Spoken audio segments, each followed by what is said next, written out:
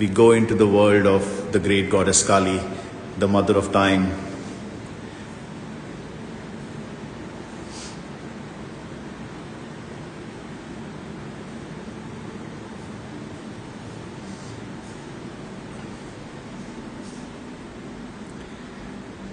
We take a journey into the places of the mind we dare not go.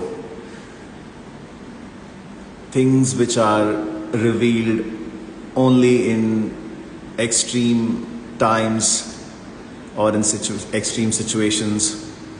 Things we want to often avoid become points of new beginning, becomes catalyst for transformation.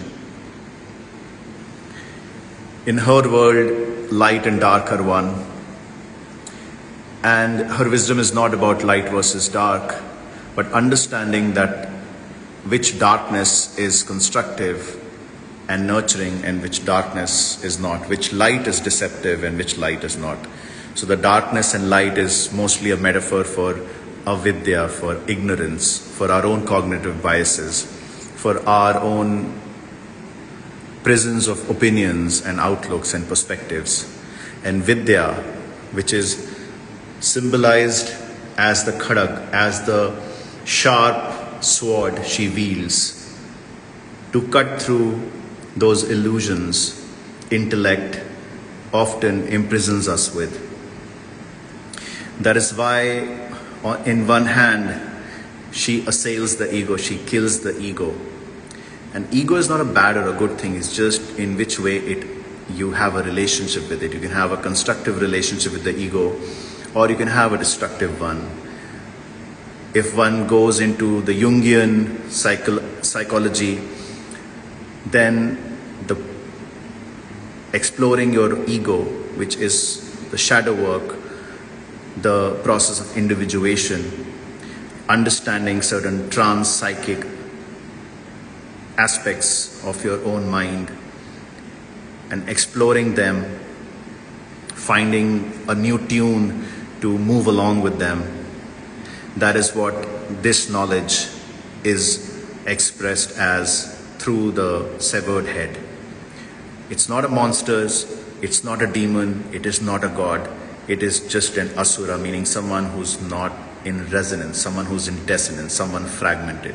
Asura who's in harmony, asura someone who's not in harmony. So this is not your classic demon versus god, black versus white, good versus evil. While in a certain context all those things are true, but here with this decapitated head, it is just on which body would you put this again? How do you channelize your ego? And on top here you see the dance amidst, right in the center of fire, which is a symbol of cleansing, which is the symbol of empowerment, which is the symbol of knowledge. There are many kind of agnis, the jatagni of our body, the antrikshagni, the energy which is there in the universe. And the idea is to explore that Vijnana, that science. The snakes, the guardians, the philosophers. In her realm, the reptiles, the snakes are embraced as philosophers, as bridges between the subconscious and the conscious aspects of the mind. From her Agya Chakra, the third eye, is revealed many other truths.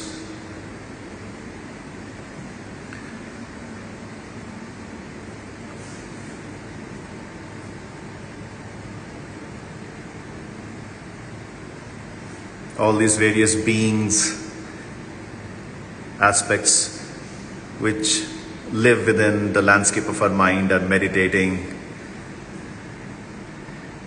Some are riding the dragons. Dragon is a symbol which is created by putting together the hunter and the prey, the rat and the snake, sky and water. So they represent harmony between two or more elements or ideas. We call them prachetas, or we call them yalis. In this painting also, these creatures, they are symbolic of certain phenomena of the mind. The fears and the so to speak monsters which are now playing the instrument as the source, as the creation is meeting the source.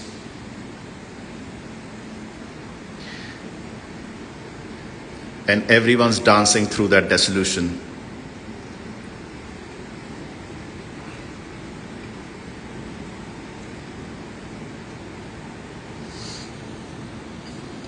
This piece was created in Europe, in Hungary, in this beautiful location and festival called Ozora. While people were dancing around to trance music, families, children, and celebrating a certain form of spiritual liberation, extremely apt around the Great Mother, because she encourages us to embrace the truth in its totality, not just birth, youth, and eternal youth, but transcend those two things and get to decay and death and rebirth. And if not the Great Mother, who will tell us these terrifying truths?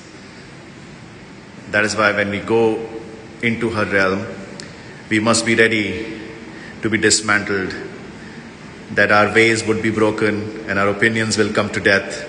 Many other things, as fictions we create about ourselves, will come to its closure. And as we journey to her center, her heart is open, radiating the wisdom which will help us reconstruct ourselves. This is the scale of the work, just giving you a glimpse of how big the piece is.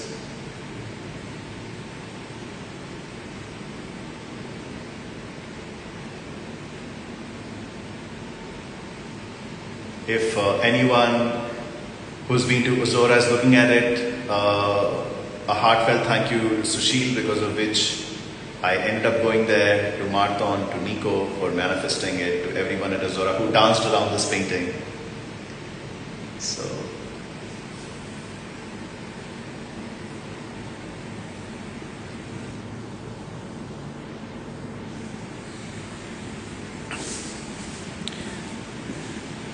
from this